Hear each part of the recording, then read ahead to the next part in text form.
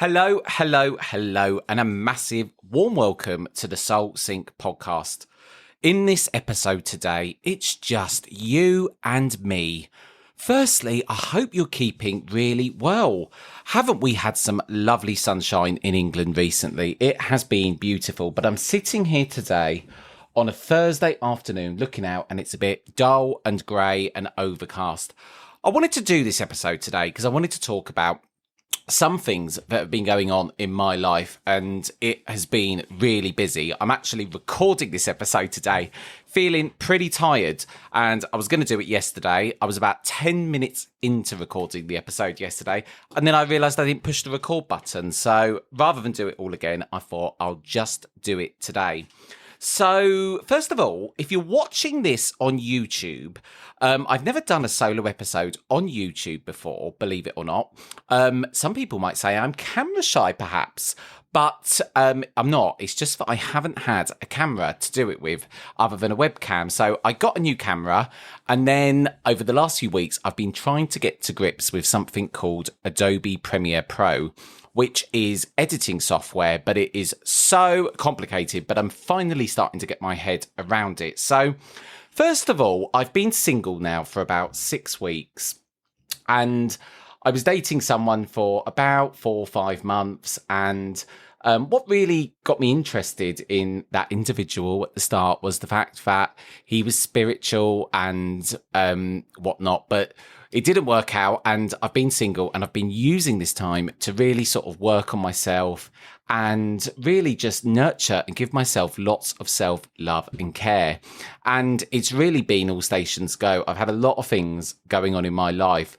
One of the most notable things that's been going on is my poor brother. He's had an absolutely rotten time, and I'll give you a bit of a context as to what it's all about, because there is a bit of a story there. So my brother, firstly, is the absolute nicest guy in the world. He does not have a bad bone in his body. He's so calm, and honestly, we're like totally different people. I'm, very chatty, very outgoing, compared to him, and he's very quiet, very insular, and he's the sort of person where you have to tease conversation out of him, but he couldn't be kinder. But when he first got with his a wife, which was about 10 years ago, I was never a fan from her of the start. I always thought that she was bad news, but as you do when you have family, I wanted to keep the peace and obviously be nice and whatnot. My brother went on to have 3 children with her, and I've never been a fan of hers over the years. And towards the end of their relationship, I was getting very, very, very concerned about my brother because he was becoming withdrawn, not talking to me very much. And I just couldn't get hold of him because we live in different cities. He lives in London. I live in Bristol, which there is a bit of a distance, but, I used to see him every month at least, and his children, and I had a really good relationship with his children. And I was getting very concerned about him in the sort of months leading up to him and his partner separating, because he was becoming withdrawn, and I just couldn't, work out what was going on. But I was starting to suspect, actually much more than suspect, that he was being coercively controlled by his wife, which I didn't even know the tip of the iceberg, to be totally honest with you. It was much worse than actually I even thought it was. But then what happened in December 22 was one Friday, his partner took his children, never to return again, and then made a whole raft of false allegations to the police, which has absolutely torn my family into bits. And we haven't seen the children since that time, and we love them absolutely dearly. So my brother has been dealing with false allegations through the police, but also having to go through the family court. So we've been going through the family court system in England, and we recently had the verdict the other day, and it's cost us an absolute fortune. She was represented by legal aid, because if you claim to have domestic violence, you get legal aid, but we've had to pay an absolute fortune to go through the family court process. And I don't know, a lot of people aren't going to be familiar with the family court process, but in this country, it's hearings are done behind closed doors. You can't go in as family. It's just the man and the woman, or that go in, and then it's done behind closed doors with a judge. And the balance of probability isn't like it is in a criminal court of beyond all reasonable doubt. There just has to be some kind of likelihood that what is claimed to have happened has happened. We had a lot of evidence, so much evidence in terms of what my brother had been through at the hands of her. And unfortunately, the judge ruled completely in her favour. So it's been an absolute nightmare, and so much so that I really want to raise awareness about false allegations, because I have myself suffered false allegations when I talked about this in a previous episode. I can't remember exactly what episode it was, but I was in a relationship with someone, a chap, when I was in my early 20s, when I was a serving police officer in the Metropolitan Police, and my life was an absolute living hell because of what he was putting me through at home. And when I finally managed to get out of the relationship, he then made a whole raft of false allegations to my employer, which was the police. And obviously, being a police officer, having allegations against you, the book is slammed against you and you are made an example of. So I've had my own experience of this, and I really am starting to become aware of the damage that false allegations do. And I do believe that in this country, we have that old saying, innocent until proven guilty. I don't believe that's the case. I think it's guilty until proven innocent. And I think that men are really, really struggling in this country with false allegations. And I think the way that fathers are treated in this country, in the family courts, is absolutely disgusting. And I think that the system in this country is really just not fit for purpose. I think that the family court system, it's allowed even to get a first hearing. It took us months and months and months. And by which point the children had been with the abuser, the ex-partner, for quite some time. So obviously the children's minds had been brainwashed, and the system just isn't fit for purpose. So much so that I'm going to be starting a podcast called Breaking Dads. It hasn't launched yet, but I'm going to be talking all about false allegations and about the family court process in this country. And I'm actually going to be doing this new podcast with my mum, because we want to channel our energy into this, because it's an absolute travesty what is happening to fathers in this country, and awareness needs to be raised about it. So that's a little bit of what's been going on that side of things. Yes, do you know what? I think part of the reason why I feel so tired at the moment is I've been on this massive, big weight loss drive. And basically 2.5 years ago, I was 25 kilos heavier.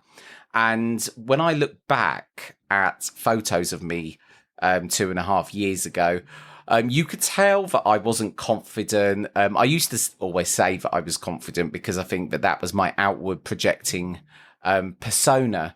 But inside, I wasn't confident. I was sort of deeply unhappy with the fact that, I wasn't healthy. But I think that my relationship with food has always been a bit of a crutch. And I wasn't always that overweight. When I was a police officer, I was very slim. I wouldn't say very slim, actually. I think I'm probably exaggerating there. I was of a normal build. But I think what happened to me after I left the police and the absolute journey I went on to rebuild my life, from going from the police to then starting in the recruitment industry as a trainee, effectively, which was a 2/3 pay cut at the time. But I think what I then started to do was to, take out some of my pain through eating, basically. And the journey to lose all of this weight has actually been, do you know what? This hasn't just been a weight loss journey. It's actually been such an educational experience, and actually it's changed my whole life. I remember at the early days of starting my weight loss journey, initially I started off being vegan, thinking everything vegan was healthy. And actually, a lot of it came down to bad education with food. So for a while, I was losing a lot of weight at the beginning just from making some healthy adaptations to my diet. But then I began to learn more about actually macronutrients and how to keep yourself feeling fuller for longer by, eating more fiber, by making sure that, I've got the right spread of foods throughout the day, because I'm also diabetic as well. So I have to be really aware of my blood sugar and making sure that I'm eating carbs at the right time. Do you know what? I might do a whole another episode soon on weight loss, because I think it's something that a lot of us grapple with. And I think it's not just the fact that we're eating, I think we're all aware of what we're putting in our mouth. And I think a lot of what I was doing was kind of unconscious. Well, it was conscious because everything that I was picking up was going in my mouth. But I would almost say that it was kind of like I was self-sabotaging, sort of using food as some kind of crutch to make me feel better. Because, I think, as we all know, when we pick up something that, tastes good, it is, a nice feeling, especially when you put a Kit Kat in your mouth. It does make you feel good for an instant. But yeah, I might even do a whole episode soon on weight loss, because my whole life has changed in this 2.5 year period. And it hasn't been easy, because what I've had to do is teach myself a hell of a lot of new habits. And when I kind of look back to even, where I was 18 months ago and my relationship with going to the gym, I used to literally drag my heels to the gym. I was not skipping and dancing all the way to the gym. I can assure you of that. I would get there and, be looking at my clock in terms of how long I've got left. But now, and it's taken me a good 2.5 years, I actually really enjoy going to the gym, because it really makes me feel good. It gives me good endorphins. And, I think a lot back, 2.5 years ago, I was probably getting some of my good endorphins from smoking some cannabis every now and then, probably some from drinking wine, and all the while longer damaging my body. And I do want to do an episode very soon on self-sabotage, because I think a lot of us will self-sabotage consciously, knowing that we're doing it, but we start lying to ourselves about what we're doing. And I do want to talk about that. So I've also had a court battle going on myself, because when I was in the police, I'm a serving police officer, and I have talked about this in a previous episode as well. Whilst I was going through the domestic violence at home, all the while longer, I was being relentlessly bullied by my line manager in the police. That was a sergeant. He went on to sexually assault me 3 times. And there's a whole legal proceedings going on in that regards as well. So honestly, I've been so busy dealing with all of that. But I wanted to talk about my mediumship today as well, because I've alluded quite a few times on the Soul Sync in regards to my mediumship and my journey of trying to connect with the spirit world since such time that I went to the Arthur Findlay College back in September, just gone. And I must admit, I've really struggled with my mediumship because, well, firstly, I don't think I've been to the spiritualist church enough. I think, and been to the development circle. And I think I've just suddenly realised that that's a major issue. I've been trying to develop at home, sitting for spirit. And initially I was feeling spirit, but actually I kind of feel that recently my development has gone backwards, because I found that in the last few weeks I've been sitting for spirit, and those spirit people have come along, which is actually really not my confidence. And I think that what that led me to do is to actually put off going to the spiritualist development circle more, because I thought, well, I need to have a baseline level of being able to connect before I go there, which in itself might seem like absolute madness to some people, but in my mind, there was some kind of logic to that. But last night, I decided to go to my local spiritualist church, and I got there, and as soon as I walked through the door, literally this song Mama by the Spice Girls started playing. And that song I used to play on repeat non-stop when I was a young child. And I used to play it on my granddad and nan's CD player. It was back way before we had Spotify and all of this. And they got me the album one Christmas, and that Mama song, I did not stop playing that. And I walked through the spiritualist church last night, and that song is playing, and I literally just burst out laughing. Anyway, they got the really nice sort of person leading the circle, took us through an exercise. And first of all, we did an attunement, and an attunement is when you, open yourself up to the spirit world as such.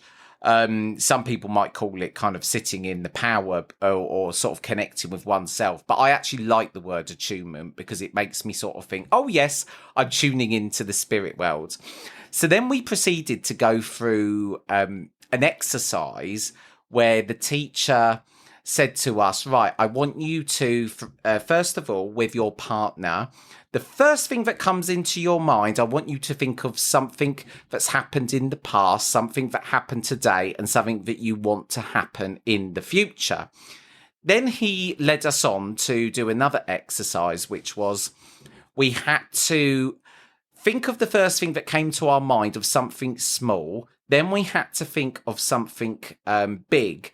And the where we kind of got to with this exercise was it was to show us, how did we feel when we thought of those things? What were our mannerisms like? What were our body language like?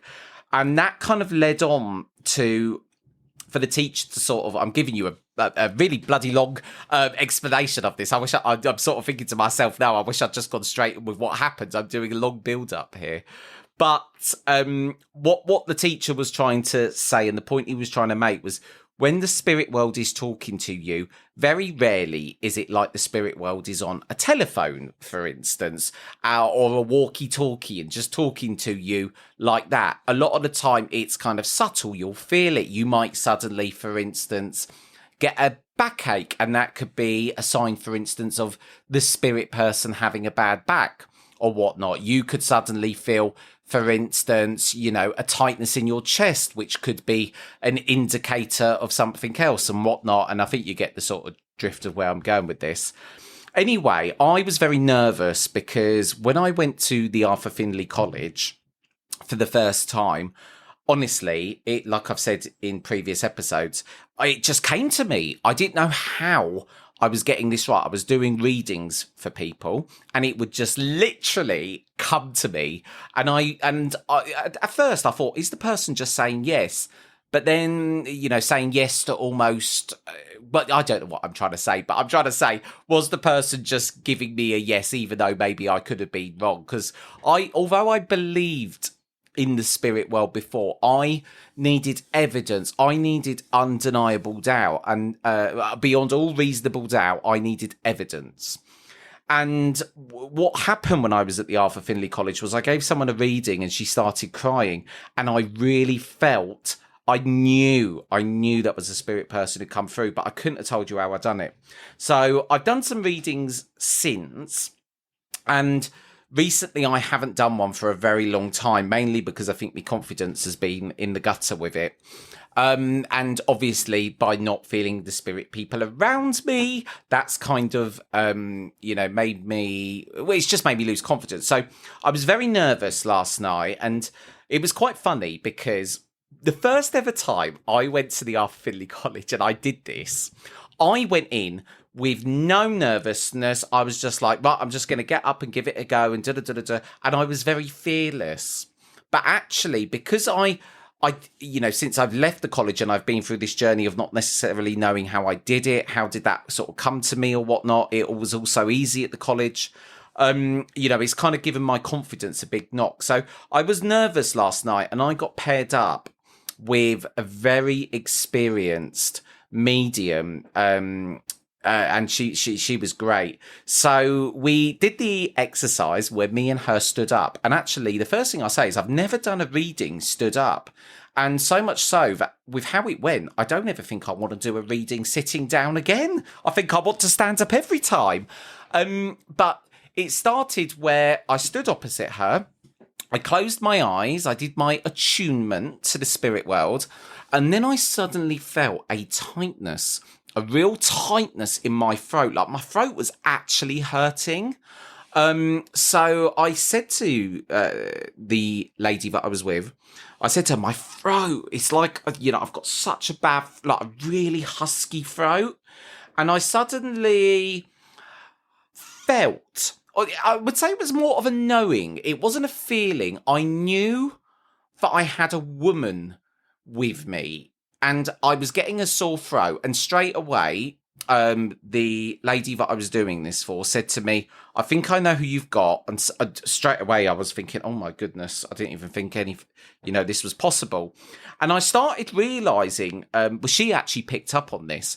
Apparently I was sort of, going up and down on my feet, almost like I wasn't able to stand still. And I suddenly I feel really nervous. I feel a bit shy and nervous and a bit pent up. And what it made me realise was as I was telling this to this lady, she said, yes, I know who this is. This is my auntie. You are describing my auntie. So then it went on where I started to feel some other sensations. And she said it was 100% right.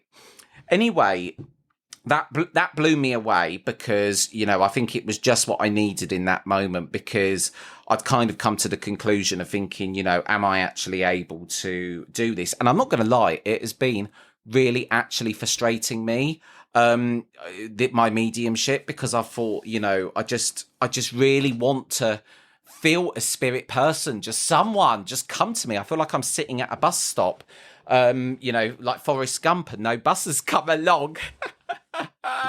So anyway, she went on to do a reading for me, and she started describing my granddad, but her way of doing the reading, because I'd never seen this particular medium work before. I'd known who she was, but I'd not seen her work. And her way of doing the reading was so animated in such a way that I could feel my granddad.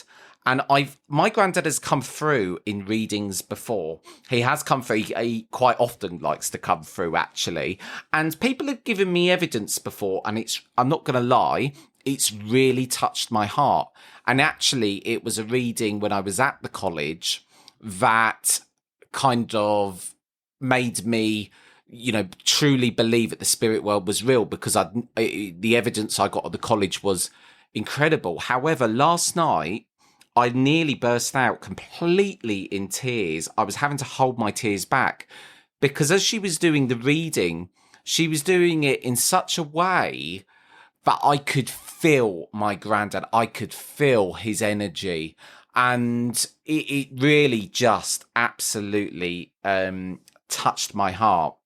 So it's kind of given me a bit of a new lease of life for my mediumship, because last night I think I needed that, and it's made me realise, okay, Jason, you can do this, but I still need to I think the motto of the story is I just need to start going to the spiritualist church every single week in a development circle, because the lady last night made a very good point. She said, Jason, you need the support of other people. And, I've almost been trying to do it alone. So, I just thought I would share that with you, because I haven't really talked much about my mediumship as of late. But yes, so Soul Sync, I'm absolutely loving. In true Jason style, typical ADHD style, I've been so busy recording so many amazing interviews that I've not really given myself enough time to produce and get them out, which is just typical me.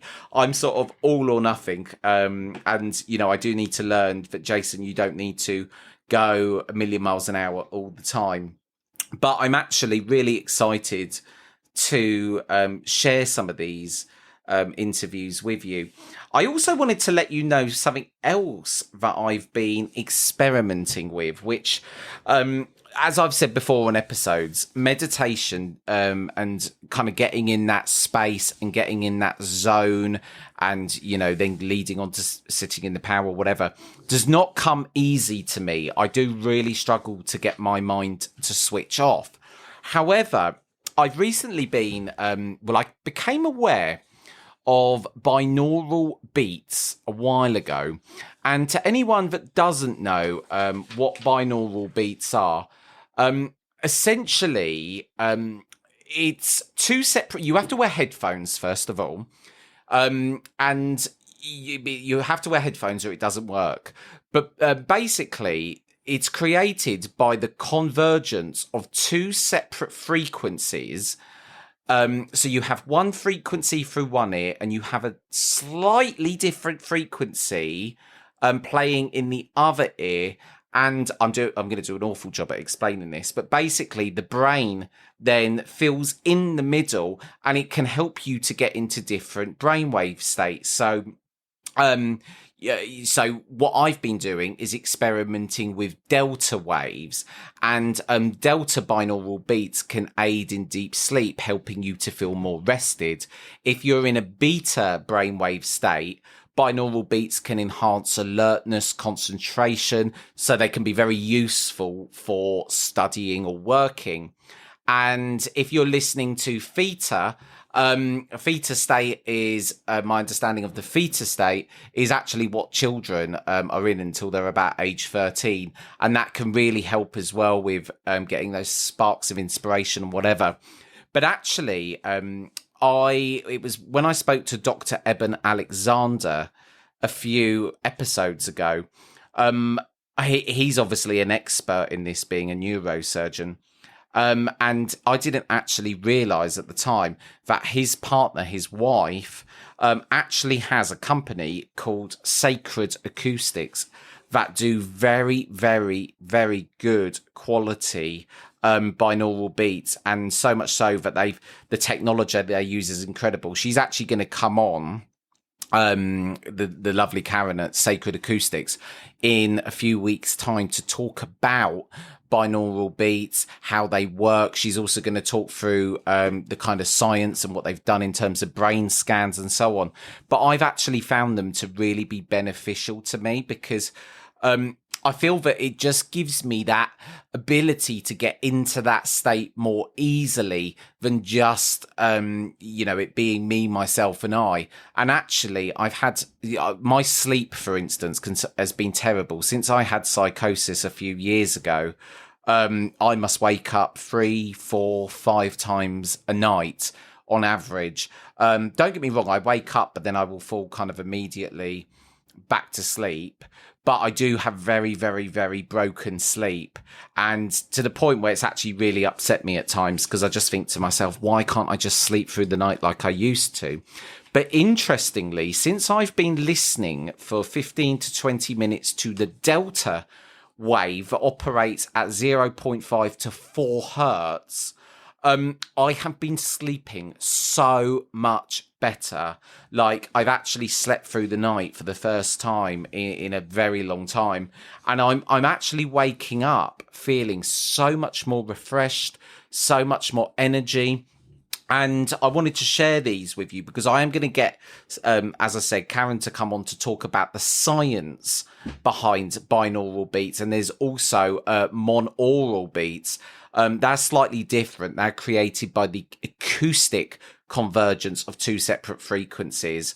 And they create an acoustically perceivable pulse or beat that directly stimulates I think it's the basilar membrane of the inner ear. But don't worry, if you're interested to find out more about binaural beats, we will be talking about it on the Soul Sync. And actually, if you go to the Sacred Acoustics website, they actually offer, which is so amazing, a free sort of starter pack with free tracks. They used to charge, I think, about $35-40 for the starter pack, but very kindly during the pandemic, when so many people were struggling for their health, they decided to make it free. So if you go to the Sacred Acoustics website, like me, you can just get the downloads, and it gives you the Delta brainwave state. It gives you it with the intro and then just the track for when you know what you're doing. When you're first starting out, it comes with a really helpful PDF actually, and it also gives you the delta, the beta, and the theta brainwave sort of tracks. So I'd well recommend that if you're interested to learn more about binaural beats as well. There's a lot of history into them. They first were discovered in 1839 by a physicist, a Prussian physicist actually, who discovered the phenomenon that basically when you play two different frequencies, when played in each ear, the brain produces the third tone, which is called the binaural beat. And basically it was discovered at the time just out of curiosity. I'm going to talk more, actually, because there's something really interesting I want to talk to you about called the Gateway Tapes very soon. But I'm not going to do that in this episode today because it's going to be really long. And I can't believe already I've been talking for 30 minutes. It feels like I've only been talking for 10. But anyway, that's a bit of what's going on in my life. And I'm sending you loads of love. Thank you so much. I've had some really beautiful emails recently that have really warmed and touched my heart from some of you. And I'm just ever so grateful. And thank you for being on this journey with me. I absolutely love the community we're creating here at the Soul Sync. And I think we've just got such a great thing going on. And I'm going to continue working my arse off to try and get as many people on the show that I think are going to help all of you. There's everything I do want to talk about more about addiction as well, actually, because I think that there's some interesting things I want to say about that in more detail. But anyway, that is enough from me today. Much love, and I'll speak to you soon.